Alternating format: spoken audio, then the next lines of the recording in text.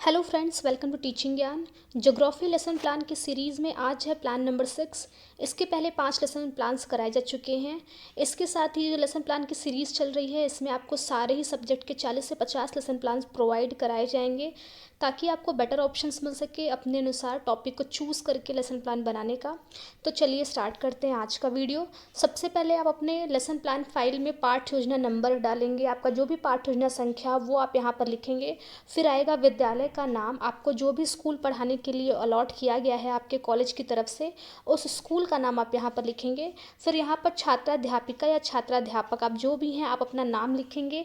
ये ऑप्शनल है, आप ये चाहे तो लिखिए चाहे तो ना लिखिए। फिर आता है दिनांक का कॉलम, आप ये लेसन प्लान जिस दिन पढ़ाने जाएंगे वो डेट यहाँ मेंशन करेंगे। चूँकि ये जो लेसन प्लान बनाया गया था वो कक्षा 6 में पढ़ाया गया था, तो यहाँ क्लास 6 लिखा है, लेकिन टॉपिक बहुत ही कॉमन है, तो आप ज़रूरी नहीं कि यहाँ क्लास 6 में पढ़ाया गया लेसन प्लान है तो आप क्लास 6 में ही पढ़ाइए। विषय में आपका भूगोल हो जाएगा।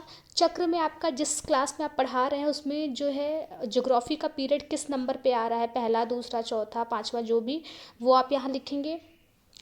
अवधि में आपका उस स्कूल में एक क्लास की टाइमिंग कितने मिनट की है वो चीज़ लिखेंगे। फिर आता है हमारा आज का लेसन प्लान का टॉपिक यानी प्रकरण। तो आज का जो लेसन प्लान बनाया गया वो वर्षा के ऊपर बनाया गया है, तो हम इसका सामान्य उद्देश्य अब हम देख लेते हैं। तो पहला सामान्य उद्देश्य हो जाएगा छात्रों को भौगोलिक ज्ञान कराना। दूसरा हो जाएगा छात्रों को मानसिक शक्तियों का विकास करना, यहाँ छात्रों की हो जाएगा। उसके बाद छात्रों में प्रकृति प्रेम उत्पन्न कराना तथा प्राकृतिक संसाधनों के सदुपयोग का ज्ञान कराना। फिर अगला हो जाएगा छात्रों में स्वदेश प्रेम तथा विश्व बंधुत्व की भावना का विकास करना। और भौगोलिक परिस्थितियों का मानव जीवन पर पड़ने वाले प्रभावों का ज्ञान कराना। फिर आता है हमारा उद्देश्य, विशिष्ट उद्देश्य। देखिए, किसी भी लेसन प्लान के 2 उद्देश्य होते हैं। सामान्य उद्देश्य में हम भूगोल सब्जेक्ट का लिखते हैं कि भूगोल विषय को पढ़ा के बच्चों को क्या लाभ मिलेगा, वो क्या क्या ज्ञान कर सकेंगे। और विशिष्ट उद्देश्य में आप वो टॉपिक लिखते हैं, जैसे आज का टॉपिक वर्षा है आज के लेसन प्लान का, तो वर्षा उस चैप्टर को पढ़ा के बच्चों को क्या लाभ मिलेगा, ये हमारा विशिष्ट उद्देश्य में जाता है। तो पहला हो जाएगा छात्र वर्षा के बारे में जान सकेंगे। छात्र वर्षा के बारे में जानकारी प्राप्त कर इस संदर्भ में व्याख्या कर सकेंगे। छात्र वर्षा के प्रकारों का वर्गीकरण कर सकेंगे। नेक्स्ट हेडिंग है हमारी सहायक सामग्री की। कोई भी लेसन प्लान आप जब पढ़ाते हैं तो जो एक्स्ट्रा चीज़ें जैसे चार्ट या ऑडियो विजुअल चीज़ें आप अगर यूज़ करते हैं जिससे देखकर बच्चों को और आसानी से समझ में आए, वही हमारी सहायक सामग्री होती है। तो यहाँ पर वर्षा तथा वर्षा के प्रकारों को दर्शाता हुआ एक चार्ट पेपर आप बच्चों को दिखाकर वर्षा के बारे में बता सकते हैं। फिर आता है हमारा पूर्व ज्ञान। पूर्व ज्ञान में कोई भी जब आप टॉपिक पढ़ाते हैं तो बच्चों को थोड़ा बहुत उसके नॉलेज पहले से रहती है, बच्चों ने उसे कहीं ना कहीं से पढ़ा या सुना हो रहता है, तो यही होता है। तो छात्र वर्षा के बारे में सिर्फ सामान्य जानकारी रखते हैं, अभी उनको पर्टिकुलर नहीं पता कि वर्षा का प्रकार क्या है, वर्षा क्या है, कैसे होती है। वो ये जानते हैं कि नहीं वर्षा, ये बारिश हो रही है, ये नॉर्मल डेली का जो उनका नॉलेज है। फिर आता है हमारा प्रस्तावना का प्रश्न। प्रस्तावना का प्रश्न बेसिकली हम जो लेसन प्लान का पढ़ाने का फॉर्मेट होता है, तो उसमें आप जब क्लास में जाते हैं तो डायरेक्ट बच्चों को नहीं बताना होता है कि आज हम आपको वर्षा पढ़ाएंगे, बल्कि पहले उनसे जाके कुछ क्वेश्चंस किए जाते हैं और घुमा फिरा के आपको प्रकरण तक लाना होता है। यही प्रश्न हमारे प्रस्तावना के प्रश्न कहलाते हैं। यहाँ पर आप इस तरह से 3 कॉलम बनाएंगे। पहला क्रम संख्या, छात्राध्यापिका या छात्राध्यापक क्रिया आप जो भी हैं, छात्र छात्रा क्रिया।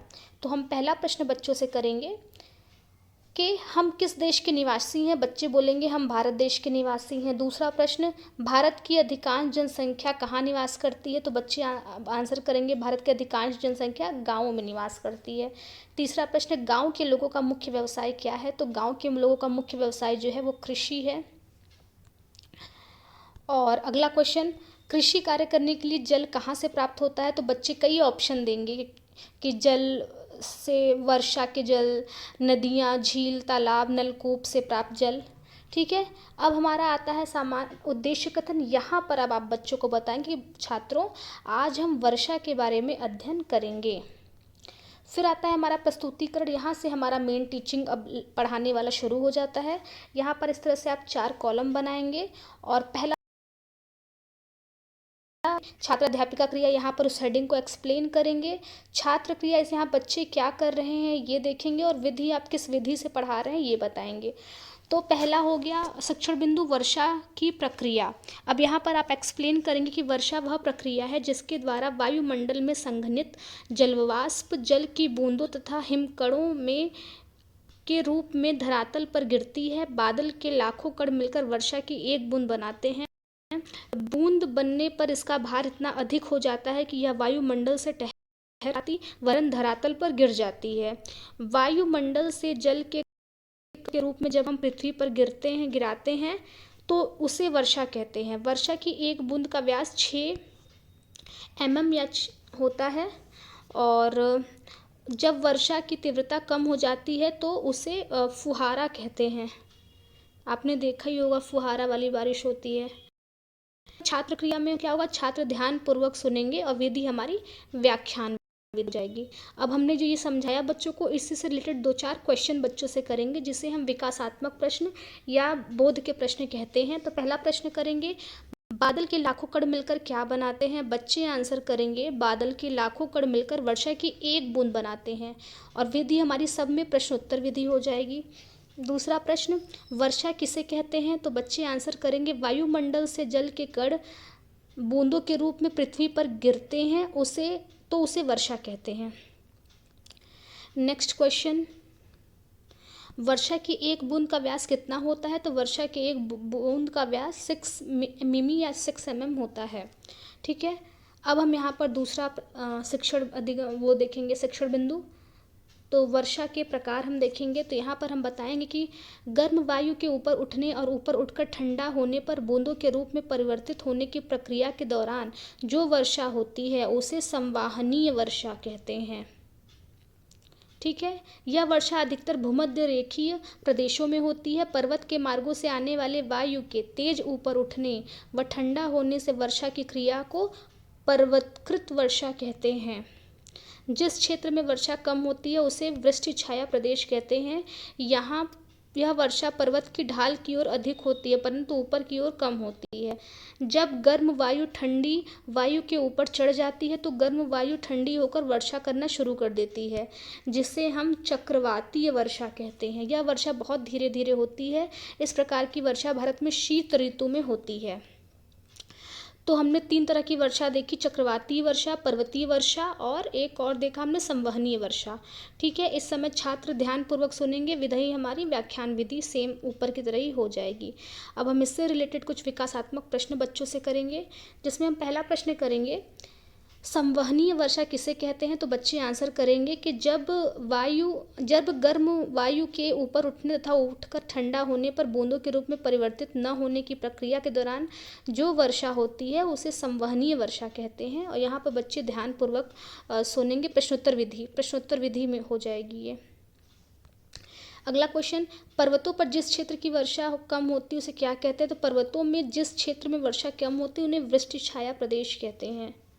ठीक, नेक्स्ट क्वेश्चन, चक्रवातीय वर्षा किसे कहते हैं। तो जब गर्म वायु ठंडी वायु के ऊपर चढ़ जाती है तो गर्म वायु ठंडी होकर वर्षा करती है, इसे चक्रवातीय वर्षा कहते हैं।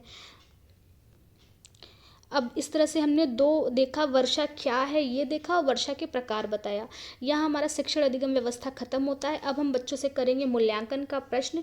मूल्यांकन का प्रश्न बेसिकली हम इसलिए करते हैं कि जो हमने ऊपर दोनों हेडिंग बच्चों को पढ़ाया वो लास्ट में बच्चों को समझ में कहाँ तक आया, इसका मूल्यांकन करने के लिए हम मूल्यांकन का प्रश्न करते हैं।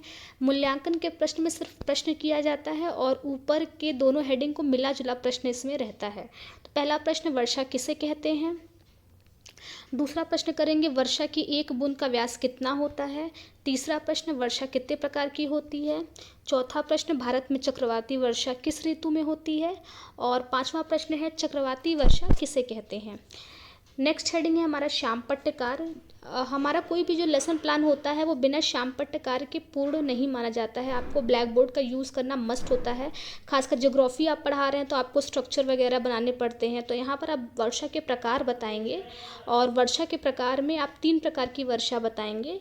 एक संवहनीय वर्षा, दूसरा है पर्वतीकृत वर्षा और तीसरा है चक्रवाती वर्षा। तो इस तरह से आप चार्ट बनाकर ब्लैंक पेज पर चाहे यहाँ पर आप श्याम पट्टकार कर सकते हैं।